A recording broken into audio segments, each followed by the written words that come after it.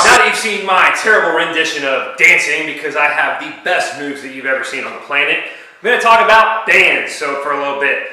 Most of you know that I own my own gym. Right now it's a garage gym. Train a lot of clients out of here, having fun doing it. So looking at growing above and beyond, but always trying to put out new content and helping people when I get questions. So one of the questions I got was, Justin, how many bands do you want to get? What kind of bands? Where do I get them from? How much do I expect to spend? Etc., etc.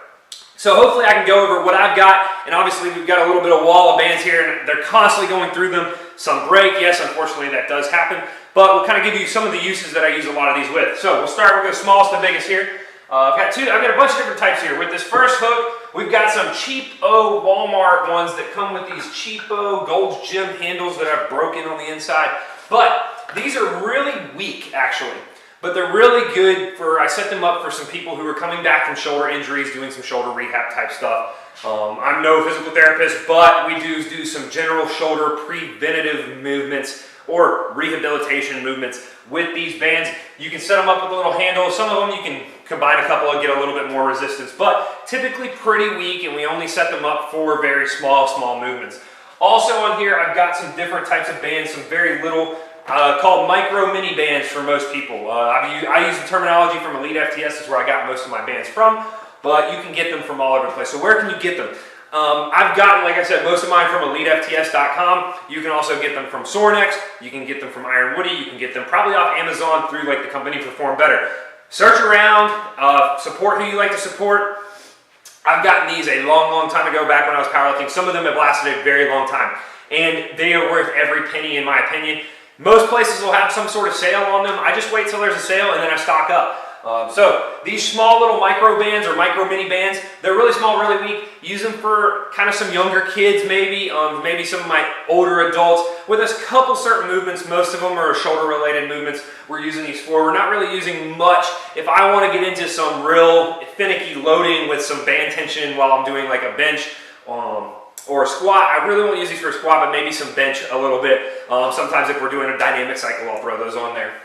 The next band's probably one of the most useful is the mini band. I've got a couple different colors up here, as well as, probably not as useful, the short mini bands. To be honest, I don't use the short bands up here very much, but I got them all, once again, got them on sale, got the whole set all together when I did get that. But I do use them for some circumstances, and they're great to hook up on some machines sometimes, especially if you're in a commercial gym.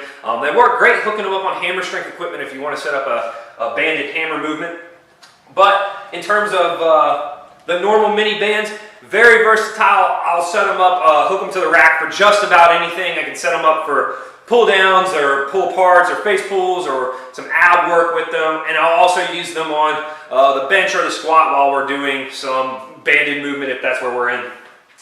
The next is the Monster Mini Band, and as you can see, one of them here. So sometimes they start splitting. This one does not get used very often anymore because it's splitting up a little bit.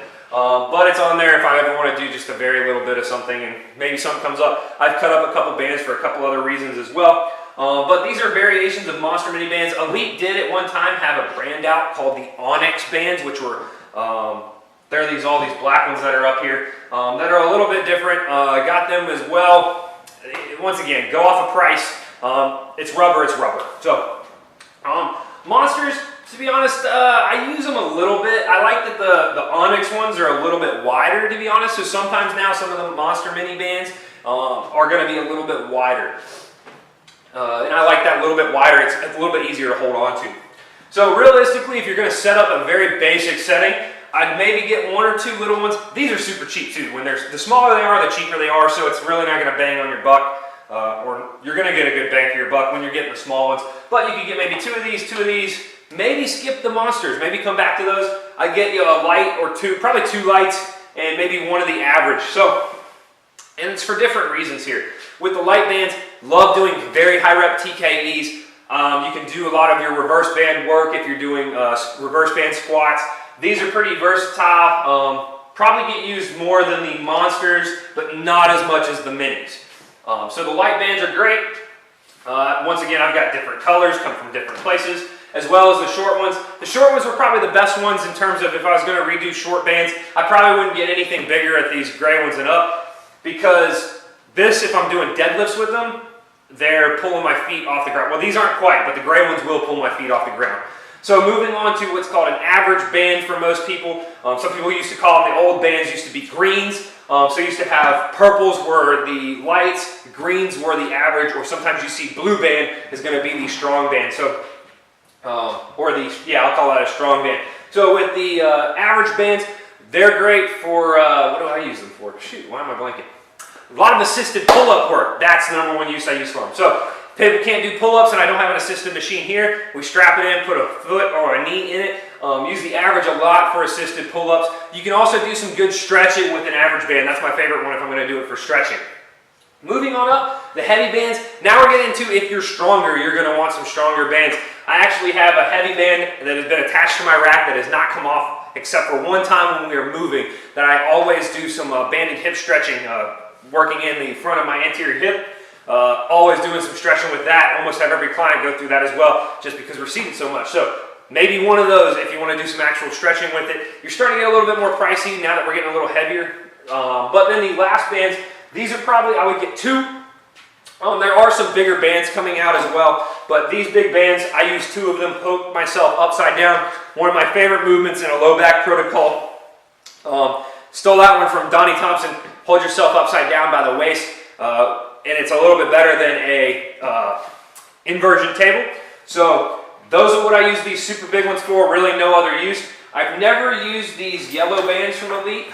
They were just really fun, got them on sale. They were really cool looking. They actually make a little good hat. But never have used those, to be honest. There's only a couple of machines that you might be able to use them on and get away with, but don't have personally any setup for them. But like I said, for pricing, you can get them on sale. If you're patient enough to look and search around and shop a little bit, you can find something pretty good. If I had to ballpark, with shipping, you're probably going to look at, for a decent band set, you're looking at like maybe 50 to 100 bucks, which will get you pairs of most everything or something like that. But it's worth every penny in my opinion. For what I have, a very minimalist setup, the bands replace any cable work that I do. So I even set it up, do some lat pull downs with bands. We do tons of different exercises with the band. So if you have any more specific questions about those, please feel free to ask. Make sure you head to blackneckstrength.com, sign up for our newsletter so you can constantly stay up with all our info that we're trying to pump out to provide more to everyone and to provide more for you. As well, check out Black Neck Strength and Conditioning on Facebook and at Black Neck Strength on Instagram. Thanks everybody for your time. Hope you learned something here today, and we'll see you next time.